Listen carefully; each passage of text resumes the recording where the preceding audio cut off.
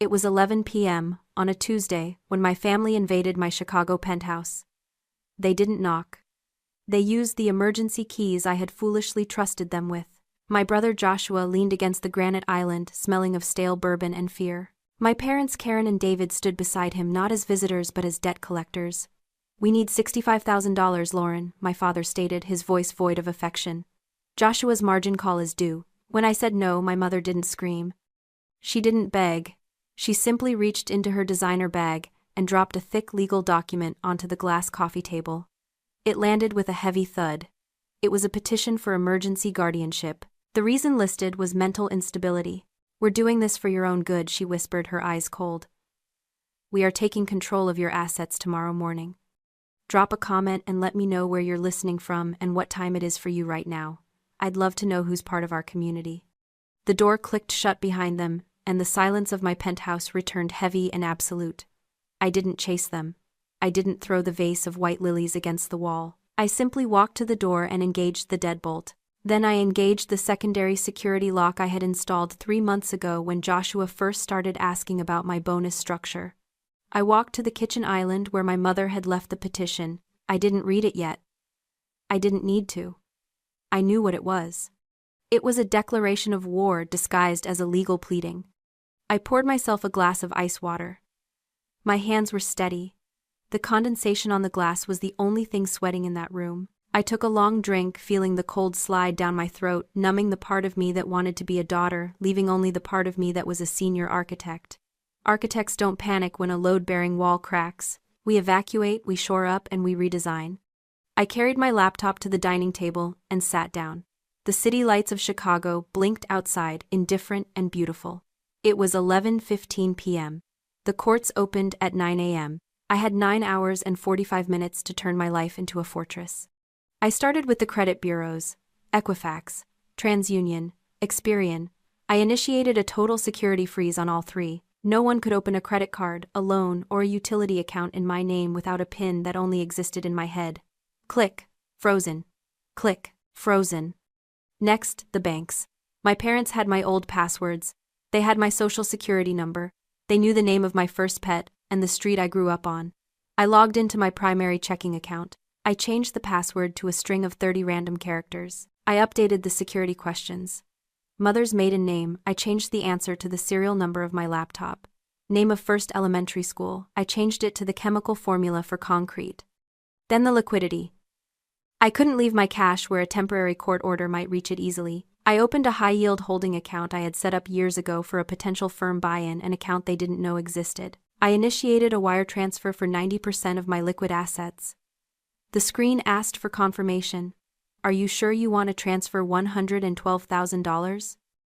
I hit enter. The progress bar loaded. Green, complete. I didn't stop there. I logged into my company's payroll portal. I removed my direct deposit information. If they managed to freeze my main account tomorrow, my next paycheck, $8,200, would not land in a trap. It would sit safely in payroll until I directed it elsewhere. By 12:03 a.m., I had digitally vanished. I was a ghost in my own financial life. I sat back, the blue light of the screen illuminating my face. I looked at the guardianship petition again. They wanted to paint me as incompetent. They wanted to tell a judge I was manic, reckless, unable to manage my own affairs. I looked at the logs of my activity, precise, methodical, ruthless. This wasn't mania, this was a hostile takeover defense. I wasn't their little girl anymore, I was a sovereign nation, and I had just closed my borders. The Chicago wind howled against the reinforced glass, a low, constant moan that usually soothed me. Tonight it felt like an echo of the silence in the room. I opened a new spreadsheet. I labeled it, Family Liabilities. My finger hovered over the keys. I started typing. Joshua's DUI, 2019, $12,000. Mom's emergency cruise, 2021, $8,000. Dad's country club, arrears to avoid expulsion, 2022, $15,000. The list grew, row after row of bailouts, loans, and investments that were never repaid. The total at the bottom of the screen blinked back at me, $214,000 over 7 years. Why did I pay it? Why did I keep writing checks while they called me cold, ungrateful, distant? It wasn't because I was generous. It wasn't because I loved them, not really. It was because of the invisible chain. They chain them to a stake when they are small. The baby elephant pulls and pulls, but it isn't strong enough to break the chain. Eventually it stops trying. It learns that it is trapped. Years later, when the elephant is fully grown and powerful enough to rip the stake out of the ground with a single tug, it doesn't. It stays put because it still believes it is weak. That was me. My parents had trained me since I was 6 years old that my worth was transactional. Good grades earn dinner. Silence earns peace. Money earns a momentary pause in the criticism. I wasn't writing checks to help them. I was paying a ransom for my own existence. I was the grown elephant terrified of a tiny wooden stake, believing that if I stopped paying I would cease to matter. I looked at the petition on the table. Mental incompetence. The chain snapped. I wasn't the baby elephant anymore. I was the architect who had just designed a 70-story skyscraper that could withstand a magnitude 8 earthquake. I looked at the spreadsheet one last time. I didn't feel guilt. I felt the cold, hard clarity of a structural engineer realizing the foundation is rotten. You don't repair a rotten foundation. You condemn the building. I closed the laptop. The sun was starting to rise over Lake Michigan, painting the water in shades of steel and blood. I picked up my phone. I had one call to make before the courts opened. Not to a doctor, not to a therapist. I dialed Aunt Lisa. My phone began to vibrate at 7 a.m. A persistent angry buzz against the sleek surface of my desk. I didn't answer. I watched the notifications stack up like bricks in a wall. Joshua, Karen, David. Then the extended family. Aunt Sarah wrote, "Honey, your mom says you're having a breakdown. Please call us." Cousin Mike wrote, "Dude, you okay? Josh said you threatened to hurt yourself." I scrolled through the messages, my expression flat. This was the offensive. They were painting the narrative before I could even step into the courtroom. They were weaponizing my silence, turning my competence into mania and my boundaries into paranoia. I opened a voicemail from my father. It was time-stamped at 2 a.m. His voice was thick, slurred slightly by what I assumed was Scotch. "You think that money is yours, Lauren? Who paid for your piano lessons? Who drove you to math camp? That money is mine. It's a return on my investment. You don't steal from the people who made you." I saved the voicemail. I backed it up to 3 different cloud servers. I sat there staring at the audio file, and for the first time I truly understood the math. To most people, a child is a person. To a narcissist, a child is an asset class. They don't see autonomy, they see equity. My salary wasn't my earnings. It was their dividend. My refusal to pay wasn't a boundary. It was a breach of contract. They genuinely didn't believe they were stealing. They believed they were liquidating an asset they owned. The realization didn't hurt. It cauterized the wound. It burned away the last lingering hope that maybe, just maybe, they were worried about me. They weren't worried. They were just afraid their stock was crashing. I picked up my phone and dialed the number for the only person in my family who had been excommunicated for bad investments. Aunt Lisa. "I was wondering when you'd call," she said, her voice dry as parchment. "They filed for guardianship," I said. "I know," she replied. "Your mother posted a prayer request on Facebook for your mental health crisis 20 minutes ago. Be at my office in an hour. Bring coffee. Black." Aunt Lisa's office was not a home. It was a weapons silo disguised as a forensic accounting firm. Located on the 42nd floor of a steel spire in the Loop, it smelled of ozone-burnt coffee and billable hours. I walked past the reception desk. The receptionist didn't ask for my name. She simply buzzed me through the frosted glass doors. Lisa was waiting. She stood by the window looking out at the same gray skyline I had stared at the night before. She didn't look like my father's sister. She looked like a predator who had eaten the rest of the litter. She wore a charcoal suit that cost more than my first car. She didn't hug me. She didn't offer a platitude. She pointed to the leather chair opposite her desk. "Let me see it," she said. I slid the guardianship petition across the mahogany desk. She put on her reading glasses and flipped through the pages. The silence in the room was absolute. I watched her eyes scan the legal lies. Manic, reckless, danger to self. She laughed. It was a dry, sharp sound, like a branch snapping in winter. "Incompetence," she muttered. "They're claiming the woman who manages $100 million construction budgets can't balance a checkbook." She tossed the file back onto the desk. "They're desperate, Lauren. Narcissists don't go to court unless they've run out of other options. They hate records. They hate judges. They hate anything they can't charm or bully." "They want the money," I said. Joshua owes $65,000. No, Lisa said, leaning forward. Her eyes were hard. If they just wanted $65,000, they would have guilt-tripped you for 6 months. They would have sold the boat. They would have borrowed against the house again. Filing for guardianship is a nuclear option. It invites scrutiny. It invites the state into their finances. She pressed a button on her intercom. Send in the team. 2 minutes later, 3 associates walked in carrying laptops. They didn't look like accountants. They looked like hackers in Brooks Brothers suits. Lisa stood up. She walked to the whiteboard. We aren't just defending you against a competence claim, she announced. We are performing a hostile audit. If David and Karen want to tell a judge that they are the responsible parties and you are the liability, we are going to open their books. She turned to me. I need everything you have access to. Old tax returns from before you were 18, trust documents, the address of every property they've ever claimed to own. I gave her the access codes. I gave her the social security numbers I had memorized. I watched as her team began to pull the threads of my parents' financial tapestry. On the screens, numbers began to scroll. Credit scores, mortgage liens, credit card balances. Find me the anomaly, Lisa ordered. Find me the reason they are so terrified of losing control that they'd try to lock their own daughter away. The room hummed with the sound of cooling fans and typing. I sat there drinking the black coffee someone had placed in front of me. It tasted bitter and clean. I wasn't the victim anymore. I was the client, and I had just hired the shark. It took 6 hours to find the lie. The sun was crossing the sky and dipped behind the skyscrapers, casting long shadows across the conference table. The hum of the servers had become a white noise backdrop to my anxiety. I had paced the length of the room 40 times. I had drunk 3 cups of black coffee. Then the typing stopped. One of the associates, a young man with tired eyes, printed a single document. He didn't say a word. He just walked over and handed it to Aunt Lisa. She read it. She didn't smile. She didn't frown. She just looked up at me, and for the first time, the predator's gaze softened into something that looked terrifyingly like pity. Lauren, she said, sit down. I sat. The leather chair felt cold against my back. Who owns the house in Naperville? She asked. My parents, I said. They bought it in 1998. They bought it in 98, Lisa corrected. But they don't own it. Not anymore. She slid the paper across the desk. It was a property tax history report. Look at the transfer date. 10 years ago, May 12th. I looked at the date.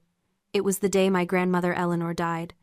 The deed was transferred, Lisa said, her voice steady and quiet.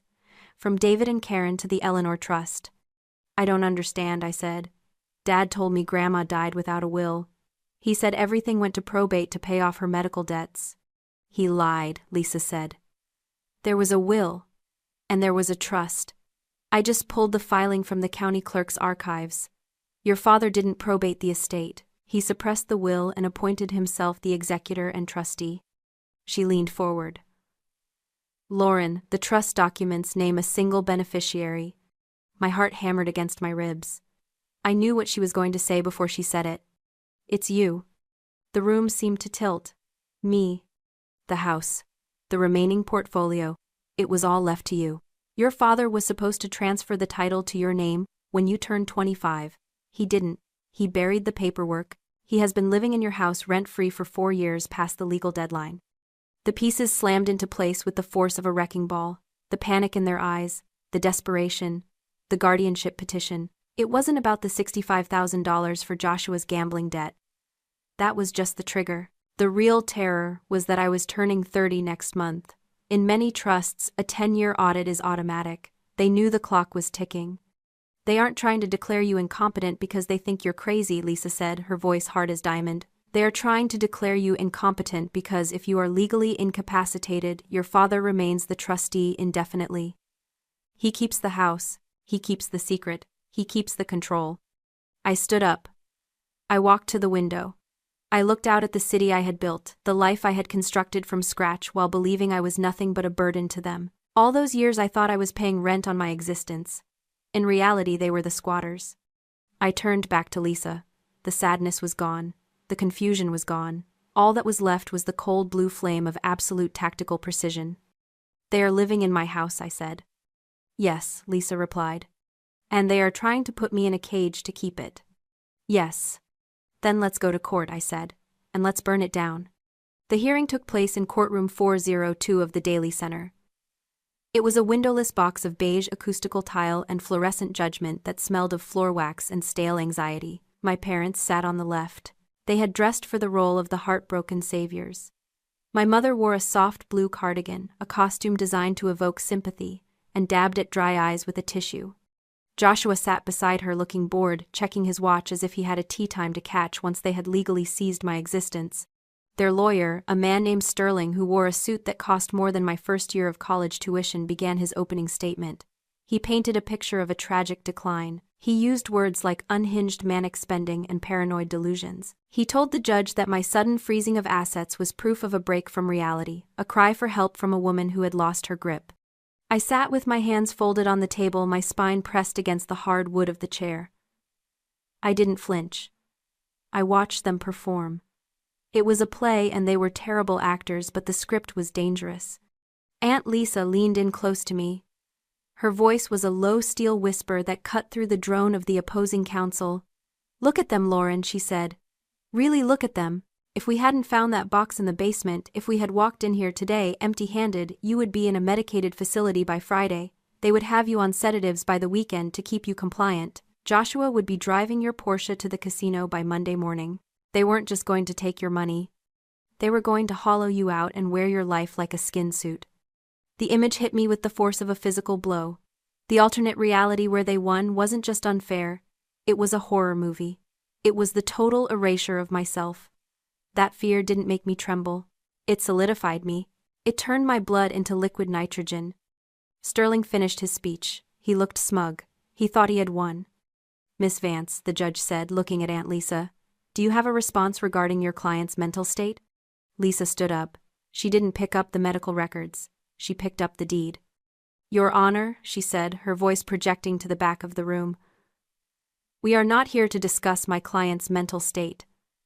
We are here to discuss the petitioner's criminal intent. We move to dismiss this petition on the grounds of unclean hands and fraud upon the court." The judge frowned. "The petitioners claim they are concerned parents," Lisa continued, walking toward the bench. "In reality, they are squatters who have been illegally occupying my client's property for 10 years. She placed the documents on the judge's bench. The silence in the courtroom was sudden and absolute. It was the sound of all the oxygen being sucked out of the room. "Exhibit A," Lisa said, "the last will and testament of Eleanor Vance, suppressed by the petitioner David Vance. Exhibit B, the deed to the property at 1412 Oakwood Drive. The property is held in trust. The sole beneficiary is the respondent Lauren Vance. The petitioners have been concealing this asset to live rent-free in a multi-million-dollar home that belongs to the woman they are trying to declare incompetent." I watched the judge read. I saw his eyebrows knit together. Then I saw his face harden. He looked up from the papers. He looked at my father. My parents' faces turned the color of old ash. The smugness vanished from Joshua's face, replaced by the slack-jawed realization of a man watching his meal ticket burn. "Mr. Sterling," the judge said, his voice dangerously quiet, "are your clients aware that they are currently residing in the respondent's property without a lease while hiding her inheritance?" Sterling stammered. He looked at my parents. He saw the guilt written in their panic. He closed his briefcase. "Your Honor," Sterling said, "I was not informed of this. Petition for guardianship is dismissed with prejudice." The judge banged the gavel. It sounded like a gunshot. "Furthermore, I am referring this matter to the state's attorney's office for an immediate investigation into trust, fraud, and perjury. Get out of my courtroom." My mother started to wail, a real sound of terror this time. David slumped in his chair. Joshua looked at me, his eyes wide with shock. I didn't look back. I stood up, smoothed my skirt, and walked out. The air in the hallway was cool and clean. The war was over. The occupation was ending. I didn't go out for champagne to celebrate. I drove to Naperville. The house loomed at the end of the cul-de-sac, a sprawling monument to their deception. It looked different to me now. It wasn't my childhood home. It was a crime scene. I walked up the driveway. I didn't ring the doorbell. I didn't need to. I owned the door. My father opened it before I could reach the handle. He looked 20 years older than he had that morning. He smelled of defeat and scotch. "Lauren," he started, his voice cracking, "we can explain. We were just trying to protect the asset for you." I didn't let him finish the lie. I handed him the manila envelope. This is your official notice to vacate, I said. My voice was calm, steady, and final. You have 30 days. The locks will be changed on November 1st at noon. If anything is missing, a light fixture, a painting, a single spoon, I will press charges for theft. The sheriff has a copy of the inventory list. My mother stood in the hallway, weeping into her hands. Joshua was behind her, holding a duffel bag, looking like a trapped animal. And you, I said, looking at my brother, you aren't a tenant, you don't have a lease, you are a guest who has overstayed his welcome by a decade. You don't get 30 days, you have 30 minutes. Where am I supposed to go? He whined, the entitlement still clinging to him like a bad cologne. I don't know, I said. Maybe you can bet on it. I turned around and walked back to my car. I didn't look in the rearview mirror as I drove away. I didn't feel sad. I felt the specific weightless sensation of a structure that has finally been stripped of its dead weight. Back in my penthouse, the city was quiet. The wind off Lake Michigan had died down. I sat at my desk and opened my laptop one last time. I pulled up the spreadsheet. Family liabilities, $214,000. I looked at the number. For years, that number had been a chain. It had been the proof of my love and the metric of my exploitation. I highlighted the rows. I didn't try to collect it. I didn't send an invoice. I hit the delete key. The screen went blank. It wasn't forgiveness. It was a write-off. It was a bad debt cleared from the books so the company could finally become profitable. I closed the laptop. The silence in the room wasn't lonely anymore. It was peaceful. I wasn't just a survivor, I was the architect. And for the first time in my life, the blueprint was entirely mine. If you've ever had to buy your own freedom from the people who were supposed to protect you, share this story. You are the architect of your own life now.